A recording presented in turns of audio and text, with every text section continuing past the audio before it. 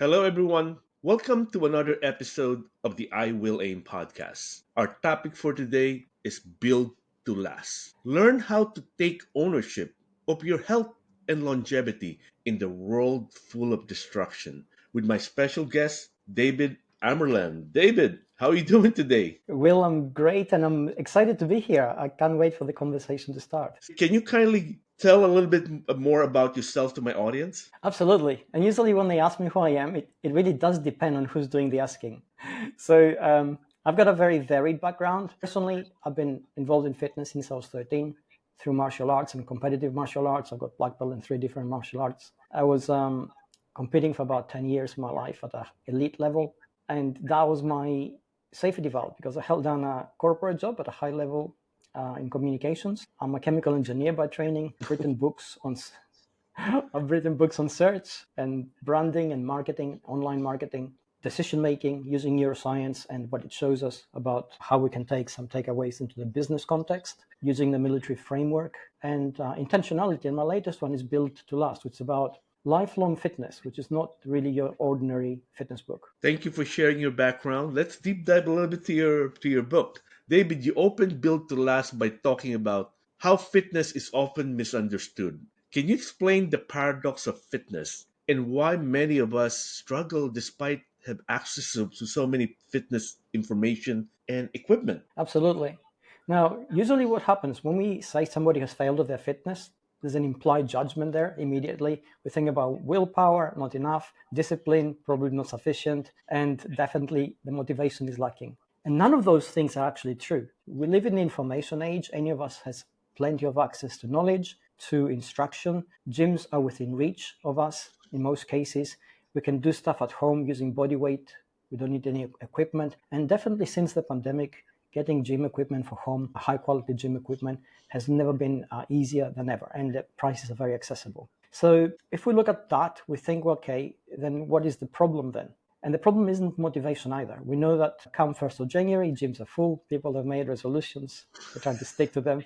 And then things get increasingly worse from there. By the time we get to mid-February, about 50% of the people have dropped out. By the time Yeah. we get to mid-April, about 65% of the people have dropped out. Globally, the picture is exactly the same. We spend almost $1 trillion a year in fitness, horses, equipment, tractors, personal trainers. And yet, by 2050, the World Health Organization projects that half the adult population on the planet is going to be either overweight or obese. And that has so many cascade effects in everything else: life, relationships, business, success, you just name it. So there's a real disconnect there, which is what I went digging for. And essentially, the disconnect lies in the operating system that runs us, which we don't always understand, and the world we actually find ourselves in. And to give you a clearer picture of that, if we go back 10,000 years ago, our everyday life would be exercise. We would have to run, walk, dig, climb, lift, do all the heavy manual activity in order Yes. to just get through the day. We know this from the few hunter-gatherer societies which are isolated from civilization, and anthropologists become embedded in for a period between 6 and 9 months and follow them through. And they give us a picture as close to the 10,000-year-old Paleolithic society as we can possibly get today. And that's exactly the kind of lifestyle they have. They're physically active, they have a diet that gives them just enough calories to survive, they're lean, and when they don't have to do all those things, what do? Nothing. They don't do anything. You don't see them lifting rocks to get heavier muscles. You don't see them wielding the machetes around to become better, cutting down trees and plants. They do absolutely nothing. And the reason they do nothing is because their body is optimized to survive in an environment which is adversarial for us. We're constantly working against it. And it is calorie poor.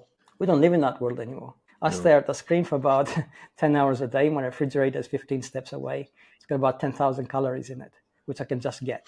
And that's where most of us are in. So we have this picture in our head that fitness is kind of something idyllic we should be reaching for, which has been created by popular culture, films, perhaps fitness industry expectations. And then our operating system is not really designed to help us because we don't actually have to do those things, and we're disinclined to do them because our brain naturally tries to preserve energy. There's a way to get Wow. around that, of course.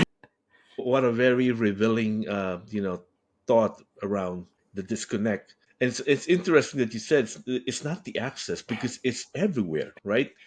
And Absolutely. and it's interesting too that you mentioned the trend where people go to the gym and pack the gym the first month and a half of the year, and then all of a sudden trail off, right? And I thank you for highlighting. And I really agree with you the fact that in the old age, people walk and do things and consume less calorie. And therefore, I think I really totally agree with you on that one. On your book, you mentioned one of the powerful message you mentioned is no one is coming to save us. And I resonate with it. Then how can your reader help take ownership of their health and longevity, right? Especially in this age that's full of destruction. There's so many things destructing us. How can we help them own, right, their That's future?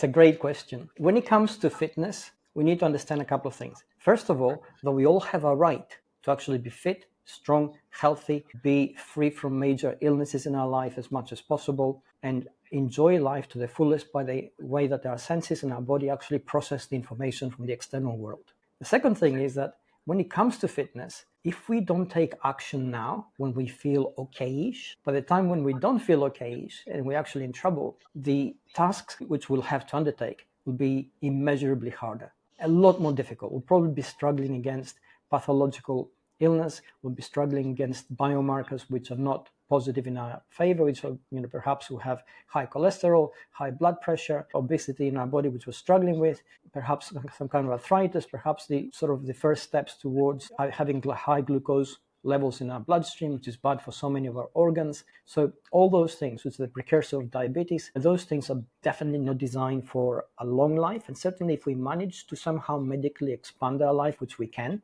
if we have sufficient resources, and if we're a little bit lucky, it will not be a good life. It will not be the kind of life we fully enjoy. We won't be in charge of ourselves. We won't feel happy in our body, and we will not take pleasure in the world around us. So really, this has to start from us. And this addresses the first question you asked about the paradox of it. If we don't find the reason to do something emotionally in ourselves, everything else which we can intellectually put in place remains something abstract. It means something, but it doesn't mean a lot. So if we take anybody off the street, absolutely anybody, and we tell them, you need to be healthy, you need to be fitter, you need to exercise more, eat a little bit better in terms of the right foods, and sleep a little bit better, they'll agree 100%. Intellectually, we all know this. Why are they not going to do it? Well, for the same reason that most people who join gyms in January, by mid-March, end of April, have dropped out. Life is messy. They don't feel it. They start. It's an extra layer of energetic cost to their life. You have to get the equipment, you have to get the gym bag, you have to find your route to the gym if you're going to the gym, you have to negotiate traffic, you have to get there, get dressed, get undressed, and find a station, do things. All those things are layers, they're obstacles. They cost a lot of energy. It's fine at the beginning of the year when we're at home and we're thinking about the year ahead and we feel great because we're relaxed. And Christmas is coming and going and we feel, our batteries are recharged. By the time we get to end of February, we already become depleted, life's becoming difficult. So energetically, we're actually spending a lot. So in order for us to take charge of this, we have to understand this. And the smart thing to do, because we're smart people, all of us, we have the intellectual capability, unlike any other animal on the planet, to rewire our operating system, to do things differently. And this is what we need to do. This is where Build to Last actually helps people by helping them find their why and their who.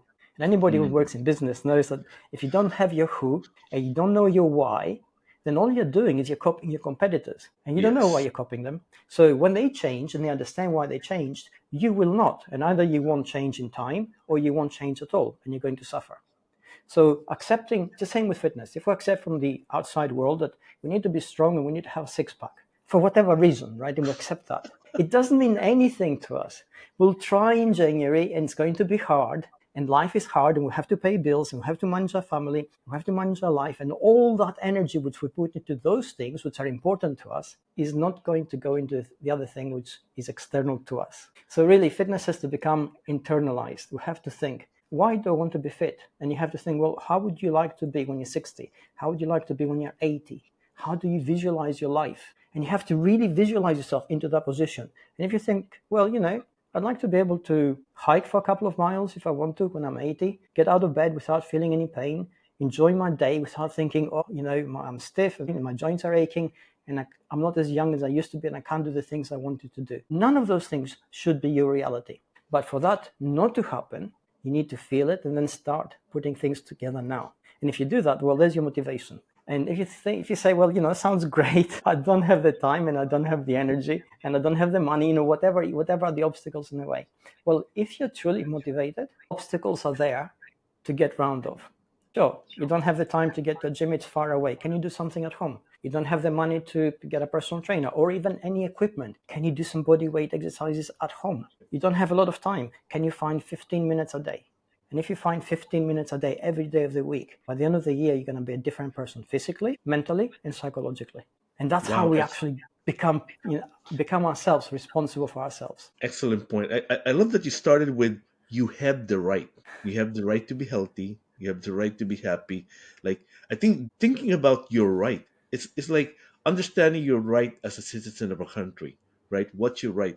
And I love the fact that you also said you need to know your who and why. And that's very powerful because especially the why are you doing it? It's like what you said, if I could visualize what I could do when I'm 80, and that in itself would motivate you to do the work you need to do because you want to see what you look like in the 80s, what you could do. And thank you for actually step by step, sort of like highlighting how we could actually help get there. But let's start with one of the hardest thing habit. People sometimes do things in extreme. They go on a diet in extreme, they go on an exercise in extreme, and then they stop. Like, how can we help develop that? Like you mentioned, knowing that you know the why, you know the who, but how then you develop that habit? Because that's is one of the hardest thing to do once you know what you want to do, right? Is sustain that daily performance. Absolutely. Okay. And usually at this point, when I talk about habit forming, and usually in a business context, I mention a couple of things. Say, who has had a drink of water today? And usually most people have. And Yep. who has had a single meal today? And almost everybody in the audience has. And those things are so easy to get that nobody's actually missing a glass of water or a meal that day. And if we think again about that 10,000-year-old past we came from, usually getting a drink was an adventure in itself because you Yep. have to get to somewhere which you'll be sharing with wildlife. And getting a meal would require all your tribe's people and you launching, going on an adventure and doing something energetically difficult with no guarantee that you'd actually get a meal at the end of it. So what's happened in this habit where we have water to drink, good quality water, and good quality food to consume is that it's become easy. And that, I think, is always the path to actually creating habits which are good for us. Find what's easiest for you. Don't think, well, I need to go to the gym, spend 2 hours there, do all those things, come back home, have a shower, get ready for the next day, and all the things in between before you get to the gym. That's really hard. Don't think I need to get a work buddy who will come with me to the gym because he's got his own life or they have their own life. And now you're only multiplying the problems times two. So the obstacles only get bigger. Don't think of the things which you don't have. I don't have a gym near me. I don't have equipment at home. I don't have extra money to spend on a trainer. Those are things which you don't have. So they don't actually come into the equation at all. So work with what you do have. What do you have? Do you have a little bit of space in your house where you can actually exercise on your own? Do you have 15 to 20 minutes a day when you can actually do something? Are you good at something already which you like doing? Do you like walking? Do you like cycling? Do you like, doing some body weight exercises which are strength orientated instead of cardio? Work out what you like and then be like water. Find that path and flow down it. Make it easy. And the moment you make it easy, well, there's your habit. You actually begin to stick to it because it doesn't actually cost a lot. Anything that costs a lot in terms of energy, thought, effort is not going to happen for long because life is complicated and it does not get any easier. So we're only making it harder for ourselves. It's excellent that you mentioned think about make it easy because our brain are complex. We think of hard, right?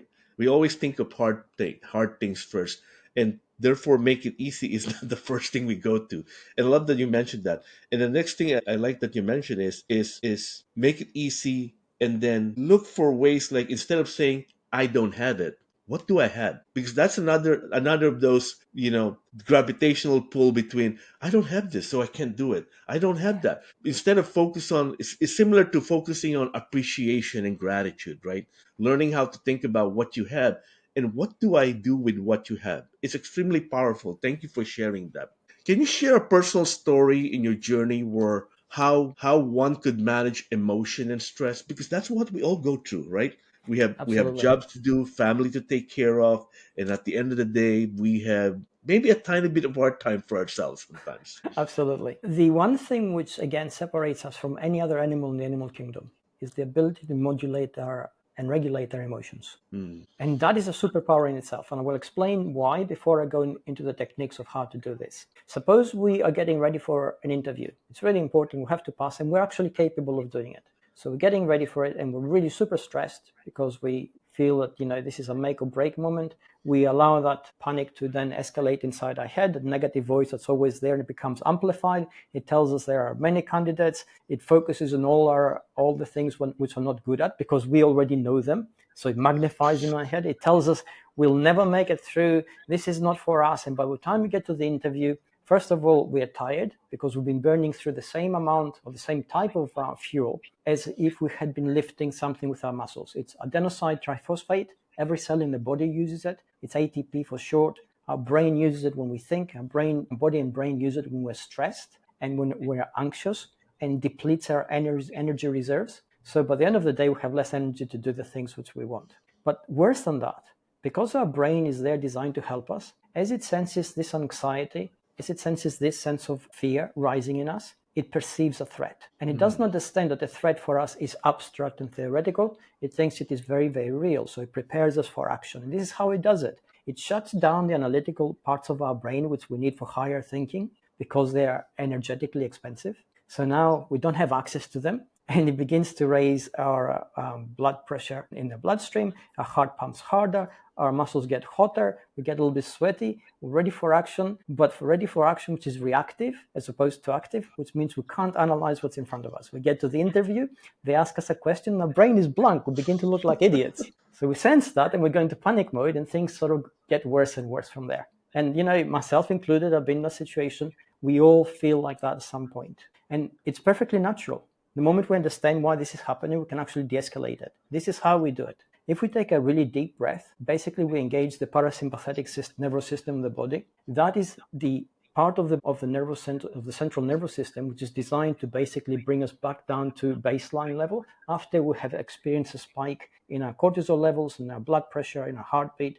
So then we become calmer again. As we become calmer, the analytical parts of the brain engage again because we have now surplus of energy to actually do that. And suddenly the same situation we had in front of us, which appeared to us hostile, threatening, difficult to understand, becomes crystal clear. And all that's happened emotionally, we acknowledged their fear. We didn't push it down. We didn't sort of ignore it. We accepted it, we worked through it because we said this is not a threat. We can do it. Took a breath to modulate our emotions. We begin regulating them so that they don't actually control us, and that puts us in control.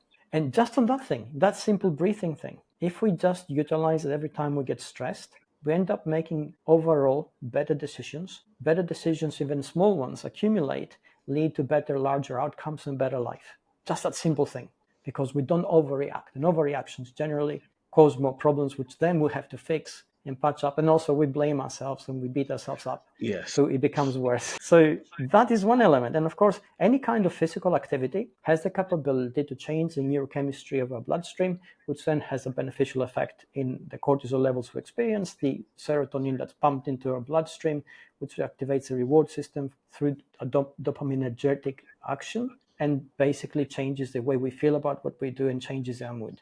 But if we're in a sort of like the business context I described before, an interview, obviously going out for a run is not an option, but deep breathing certainly is. A few deep breaths, and the whole thing changes. Well, thank you for sharing the technique that's deep breathing. It's interesting because I've been using that a lot especially when I go on stage. I get really nervous.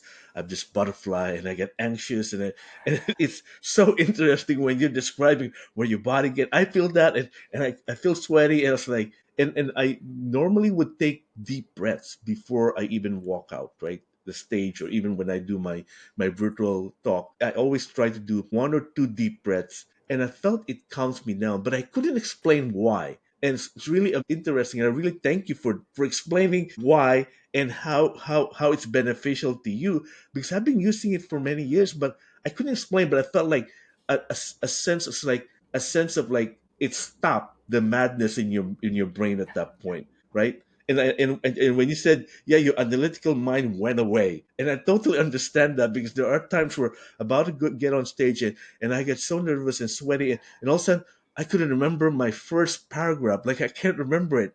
And when I take two deep breaths, then all of a sudden, okay, the first paragraph came back. I can walk out the stage now. Thank you for explaining that. Now, my next question for you is: there's a lot of internal adversaries in our head, right? Like, as person trying to be healthy, craving is one of the biggest challenge, right?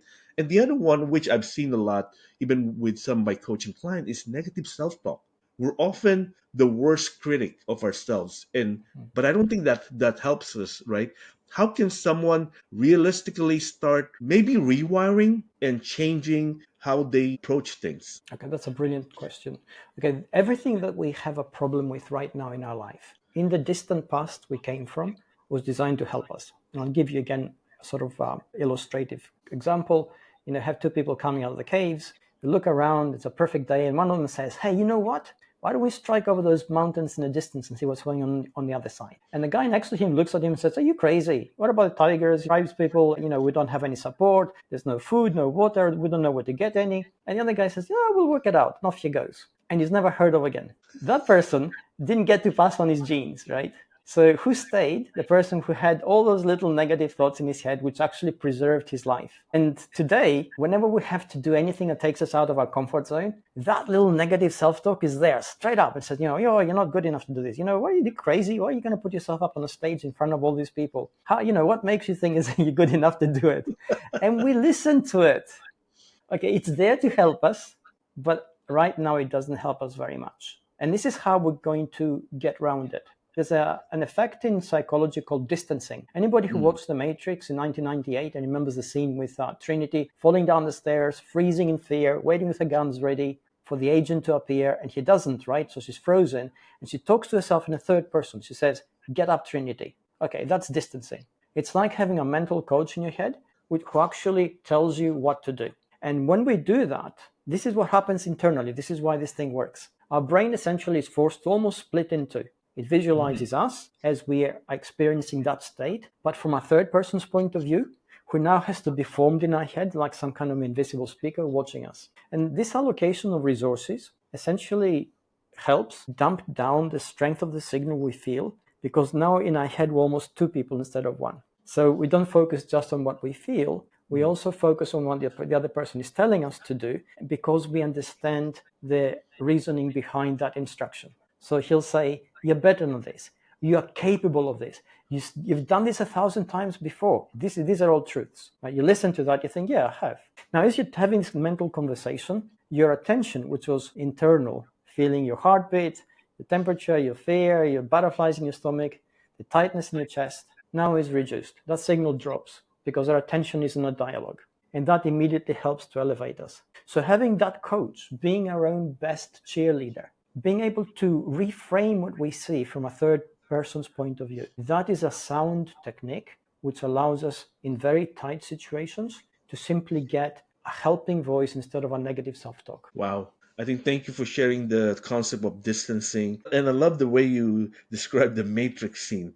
Having that conversation with within, like, yourself. Like, having those two perspectives, having conversation. Thank you for sharing that technique. I think that's extremely powerful. One of the concepts that I love about your book is, because I know about lifespan. I read a lot people about lifespan. Average person now lives about till 78. They retire at 60, 67. So they have to enjoy 11 years only. But you brought up a new concept called health span. Can you help explain what's the shift and what's the difference between lifespan and health span? Absolutely. And it's a significant difference. Lifespan, as the word describes, is essentially how long we get to live. And we know that if we live in a developed country, advanced medical interventions allow us to live longer and longer with illnesses that in the past would have been the end of us. So we are capable of expanding human life through a variety of medical interventions. The cost of that, of course, is the quality of life we experience, because we don't Yes. get to feel good in ourselves. We certainly don't feel free in our body. We don't feel in control of our life. So it's a kind of life that has a longer sort of shelf life, but the quality of it is certainly in decline, particularly towards the end of it, which is not a very good situation to be in. By expanding our health span, however, we manage, however long our life is, to actually expand the part of it where we feel in control of who we are at any age. We know from studies that the human body is an adaptive machine. If we put it under specific pressure in a gradual way, it will respond. There was a study done in Japan, which had some of the largest number of nonagenarians in the Yeah. world, people who live over 90. And they got a Mm. 95-year-old and they got him to basically do sprinting, and they timed him. And then they put him on a 3-year training regime, which I thought was ambitious at the time as well. And at age 98, so when you're going from 95 to 98, he actually managed to improve his sprinting time. So the human body at age 95 responded positively to a training regime designed to help it build muscle and short twitch action fiber, which is really hard to build when you're older, and it became faster. Wow. Extreme as that example may be, it fills us all full of hope, because we're not going to try and sprint to 98, but certainly we want to get to our 90s and feel healthy. Don't feel ill. Don't feel that we can't go for a walk. Don't feel we can't enjoy the sunshine in the morning because we are experiencing physical and emotional and psychological pain inside ourselves. So that is what health span is all about. That is what we should be responsible for in ourselves. Nobody's going to come and build it for us. Nobody cares. The governments and societies which we have around us, for better or worse, only care about us being healthy as long as we work. And after we finish working, well, we are, unfortunately, a burden to society. Not in so many words, but we're a drain of resources. So we don't actually produce a lot. So from their perspective, if we have an early death, that's great. But it's not so good for us. That's so good.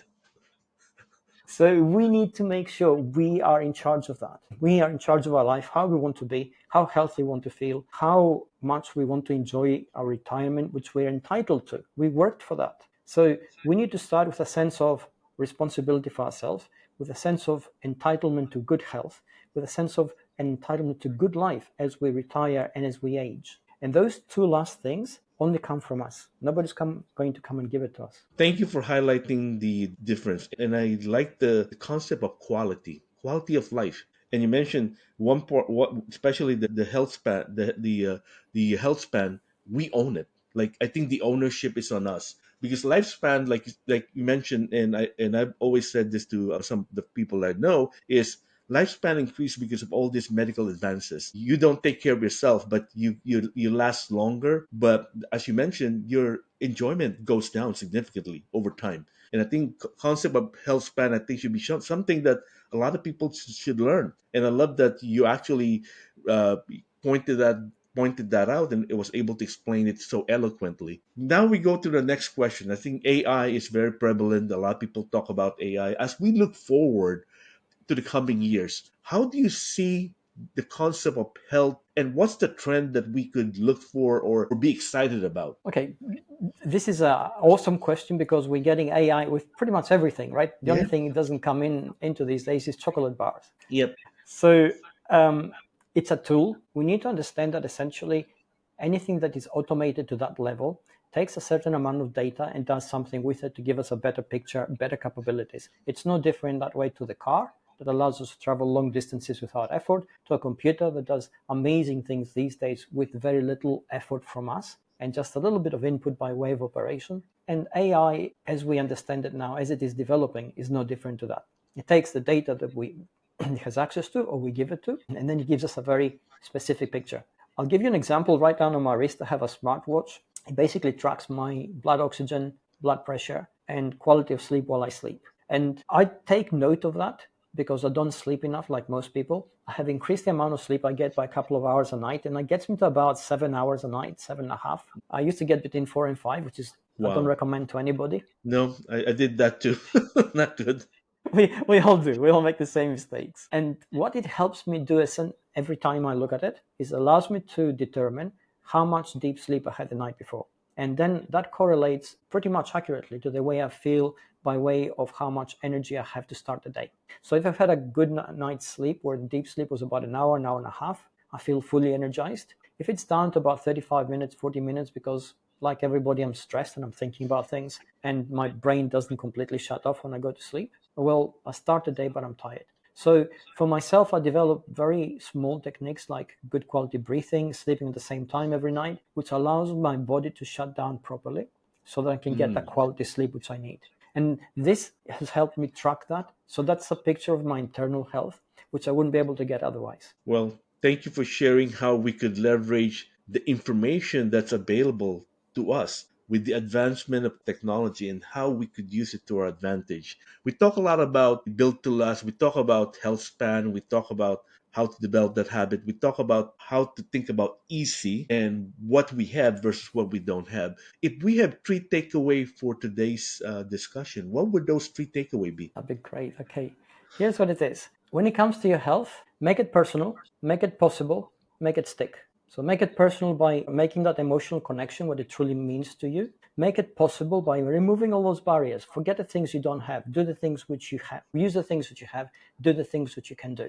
And then make it stick by doing things every day, doing the easy things every single day. I mentioned my watch before. It also helps me track the number of steps. I do a minimum of 10,000 steps a day. And again, I wouldn't have been aware of it before. Now I'm conscious of it. I go out of my way to actually make that marker every single day. So if you do Well, that, you're on a good path. Well, thank you for sharing the three takeaway personal, possible, and make it stick. If my audience wants to reach out to you, what's the best way for them to reach out to you? You can find me at davidammerland.com. If you Google me, all my socials come up.